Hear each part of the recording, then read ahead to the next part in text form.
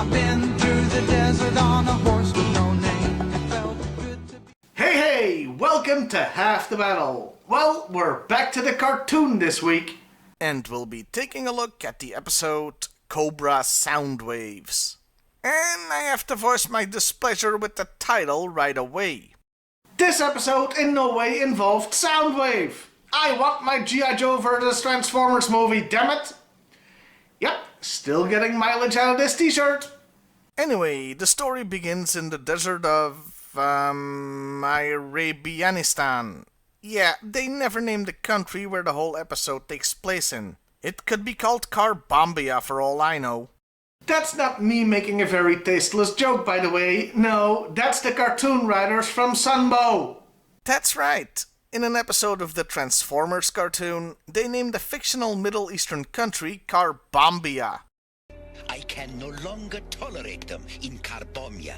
So maybe we should be glad that the one in this episode remained unnamed. Okay, enough tangents. Major Blood is scouting Joe activity, and when he finds Sky Strikers, he contacts Cobra, who launch an air assault led by Wild Weasel. Attack!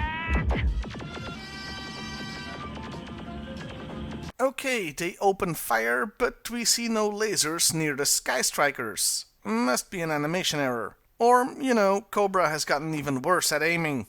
The battle goes as you'd expect, and the Rattlers retreat. But in a good twist, this is a ruse to lure the Joes in.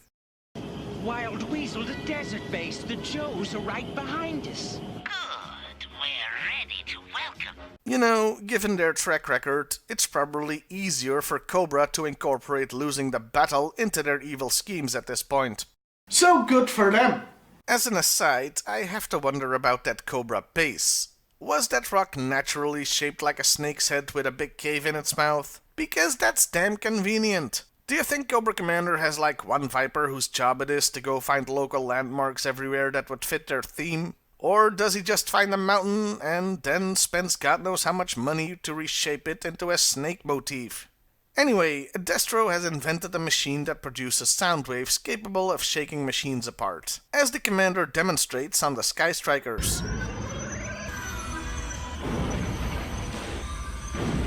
The 3 planes go down, but everybody bails out and survives, of course, only to be attacked by claws. Piloted by the dumbest troopers that Cobra Legions have to offer.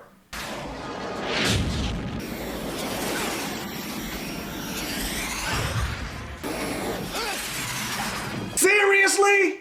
You have flying machines. Flying machines with guns on them. And you have guns yourselves. Weapons that, as a rule, are capable of being fired from a distance. And all of these goobers fly so close to the ground they can be beaten hand to hand. They are stupid in the exact opposite way Icarus was. So after this masterclass in aerial tactics, they get smarter and drop a net on them from a height where the Joes can't play grab-ass with them, finally capturing our heroes. And it turns out Cobra's plan is to attack the local oil fields. This country's oil fields supply a third of the free world's energy. In the real world, that number can only match with Saudi Arabia. So yeah, best to keep it fictional. Meanwhile, the remaining Joes are preparing for such an attack. It's never established how they know Cobra intends to strike, but whatever. And now it's time for Cobra Clich number 27, Gladiatorial Combat. And on this occasion, the prisoners have to fight a giant robot crab. I would have loved to have been in the budget meeting where this was discussed. So, snake-themed mountain, sonic weapon, and a giant robotic crab? Yes! The crab, is it to use in our offense against the Joes or as a defensive system? No, it's just for prisoners to fight. I see. Man, no wonder Cobra Commander's accountant dresses like a bird. I'd go insane too! I do have to ask, why a crab? Wouldn't a scorpion fit the whole desert setting more? In fact, I thought it was a scorpion until I saw it didn't have a tail. They realize the thing uses heat signatures to see, so they distract it with fire. Made from wood that appears out of thin air in the arena, by the way. This distracts it long enough for Ace to surprise Cobra Clich number 28, Inept Guards. But not even the captured lasers can damage the thing, so they go with plan B and blast open the door to escape. Meanwhile, Scarlet takes matters into her own hands and commandeers Wild Bill to go and rescue the captives, with the blessings of Sheikh Ali. Yeah, I haven't mentioned this guy yet, but he's in charge of the unnamed country. The Joes could use some help, as they are outnumbered and outgunned. Their best solution is to collapse part of the tunnel, though this does cut them off from the way out. The commander launches his assault on the one oil field this country apparently has, and which is responsible for 1/3 of the world's supply. Yeah, if I think about this too much, I'm gonna get a headache. And because a whole of 5 Joes aren't there, there's nobody to man the tanks and defense lasers? This raises serious questions regarding the G.I.Joe resource management system. Ace, meanwhile, tries to find another way out, and I have to say, it's genuinely a cool and unique solution. He figures there's running water under them, so he sets the laser rifles they captured to overload to blow a hole in the ground. So G.I.Joe lasers work like the phasers from Star Trek now. Who knew? And it's so cool, I'm gonna overlook the fact the hole changes shape and size at will every time we see it. Sure enough, there is an underground river, and they find their way out through that. And extremely conveniently, Scarlet just so happens to be looking at the exact spot they surface. They swiftly head back to the battle. Meanwhile, Major Blood kidnaps Sheikh Ali. Yeah, I had forgotten about him too. The Joes arrive back, with the Dragonfly having a very roomy cockpit all of a sudden, and scramble the extra Sky Strikers they just had sitting there. Okay, I have a series of questions. 1. Why didn't the Cobra assault take those out first, as they would pose the biggest threat? 2. Why didn't any of the other Joes fly them? Because in the cartoon, every goddamn one of them is a certified Tomcat pilot, going by every other episode. Granted, they were low on manpower, but you'd think Flint would go hop into one instead of shooting his little rifle at the overwhelming air assault going on. 3. Why did they have extra Sky Strikers in the first place? That seems expensive. You know, I bet the G.I. Joe accountant dresses up like a bird too.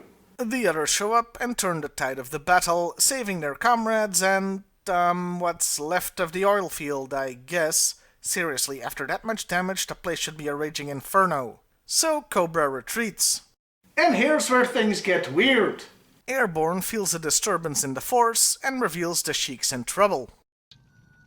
The Sheik's in trouble. Yeah, that deserves an explanation.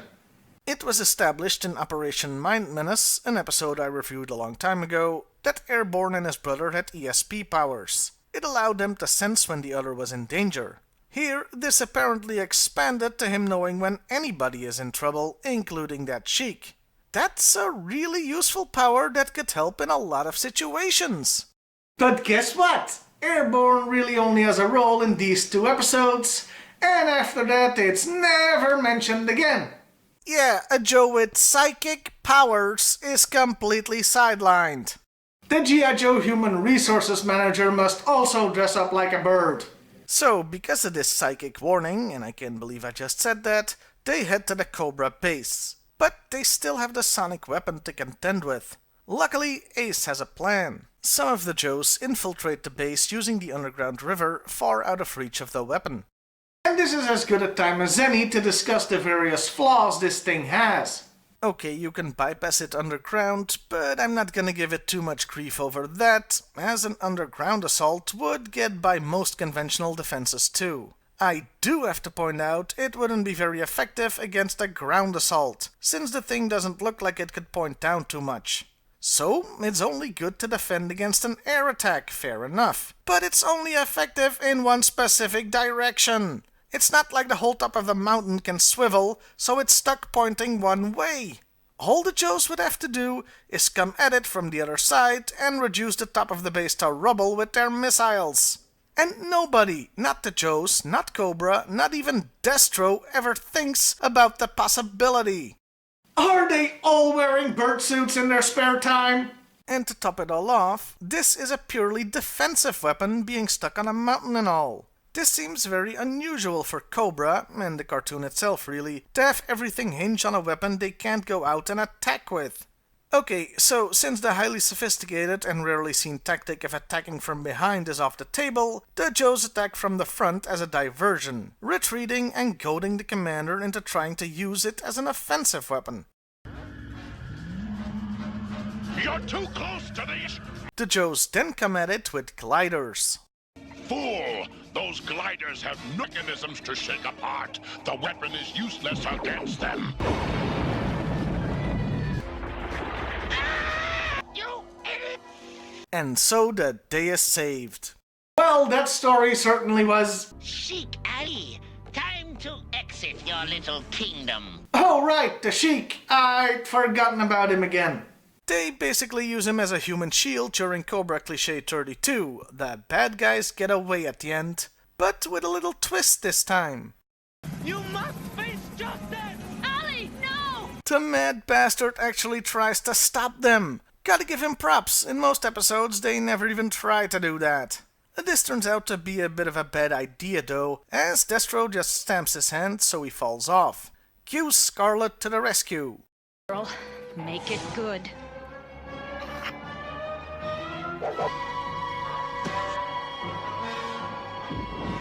Okay, now, I'm no mathematician, but I'm pretty sure the momentum from that swing should have turned him into a large red blotch on the wall. But Cobra Commander and Destro, they escaped! For the moment. Only for the moment. No, they always escape. Always. So, with the day and the Chic saved, we end on a banquet catered by the Joes to celebrate their victory. I'm sure somebody else put out a huge oil fires when we weren't looking. And that was the last time there was ever trouble in the Middle East. The end. No, I don't know why I just closed the book either. I mean, it was a cartoon episode, not a book. Well, that was Cobra Soundwaves. It was, average. Man, I just don't mean the quality of the story, I mean the nature of it as well. What I mean is, this story very much seemed to have low stakes. 3 Joes got captured, there was an attack on one installation, and Cobra had a new weapon. Sure, there was like one line where they said this would lead to total victory. Deprived of that oil, the free world will swiftly fall before Cobra's superior might. But who the hell are they kidding? They went after one dinky little oil field. That one line... Deprived of that oil, the free world will swiftly fall before Cobra's superior might. makes a mess of the plot. I feel it's best to ignore that and pretend this is just a low-stakes story.